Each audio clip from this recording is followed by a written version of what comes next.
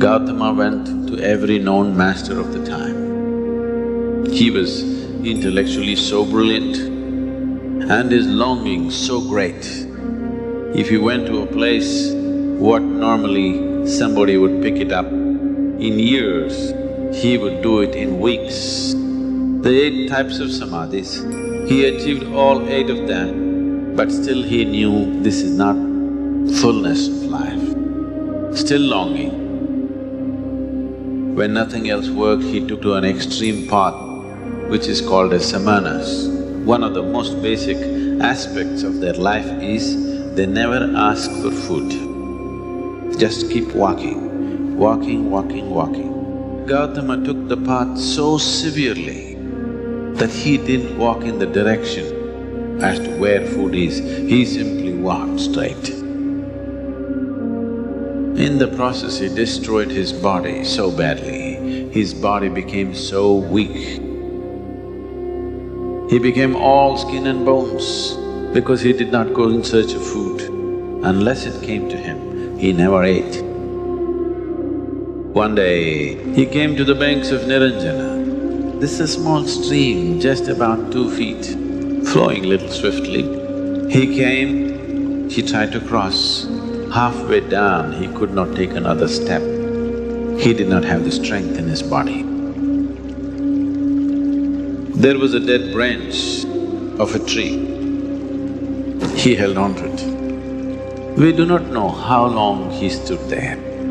In his weakness, in his inability to stand there, holding on to this must have felt like a long time. It might have been just a few minutes, it may be a few hours, we don't know. But in his experience, it was a long time. He just hung there. He has no strength to take the next step, but he's not the kind to give up. Then suddenly he realized the problem was that he was trying to realize, not allowing that to take him, he is trying to take that. He is trying to realize something which is limitless, which is boundless. Then he became absent. Suddenly he had the strength to take those few steps across the river, went and sat down under the Bodhi tree. He sat down and decided, I will sit here. Either I must become a part of it or I will die here. I will not get up from this place. He just sat down.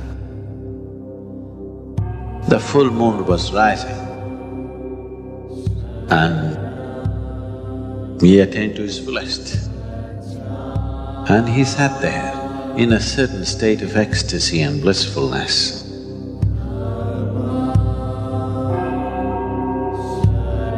Lord Buddha didn't have a teacher, master, so he tried many things. Those days, Lord Mahavir was there, he was an enlightened person. He one of the Tirthankars of Jainism. Jain philosophy talks about fasting, withdrawing senses through fasting. And Lord Buddha did that. He did many days, but it didn't help him. He became so weak, he couldn't do anything, couldn't meditate. And he ate, and then he declared, fasting is not the way.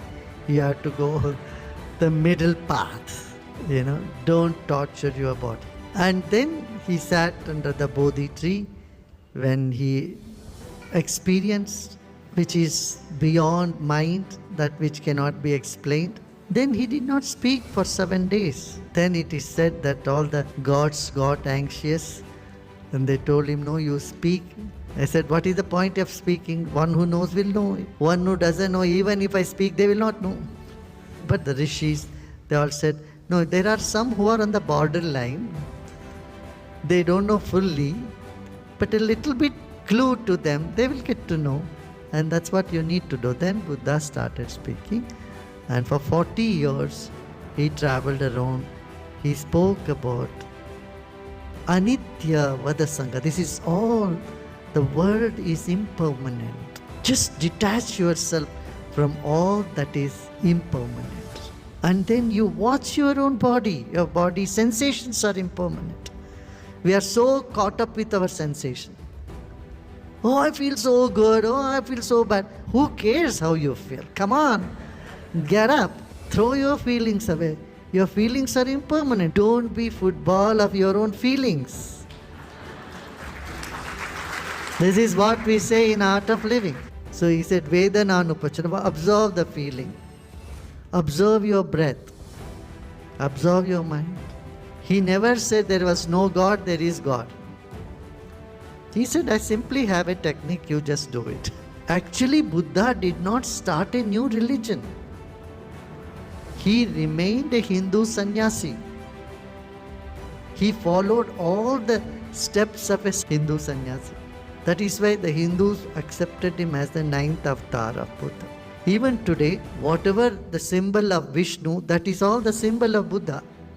You go to Buddhist monastery, you find the disc, the conch, the lotus flower. These are all the symbols of Lord Vishnu. And so, Buddha was very well integrated in the system. The ancient way of life, the Sanatana Dharma. What he was against was, in the Sanatana Dharma, by the time passes, the Dharma, the true Dharma was distorted. People started using sacrifices, and he spoke against those. He didn't talk about God, but he 11 questions he said, I'm not going to answer. One of that is about God. But Buddha was against sacrifice. Animal sacrifices they used to do. Actually, people were not following the scriptures. They didn't follow what Lord Krishna had said. Lord Krishna said the same thing. Yajna means not sacrificing something. Yajna is uniting your own mind, body, intellect, memory, ego, all this. Sacrificing your smallness into the Brahman, the infinity. That is the real sacrifice. But people are doing their own things. So Buddha brought all these reforms. Then it became a religion of its own, much later than Lord Buddha. In Buddha also it said, let all the gods and goddesses protect us. Even Buddhism accept there are many angels. Gods and goddesses are angels. And they all protect us. But enlightened being is much above all that. That's what they say. Even Sanatana Dharma also says the same thing. Siddhas, Gurus, then Devas, then all the other lands. Main thing is meditation. Lord Krishna said, he said same thing.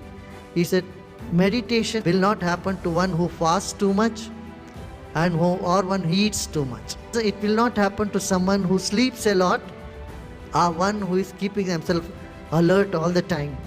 Too much mindfulness.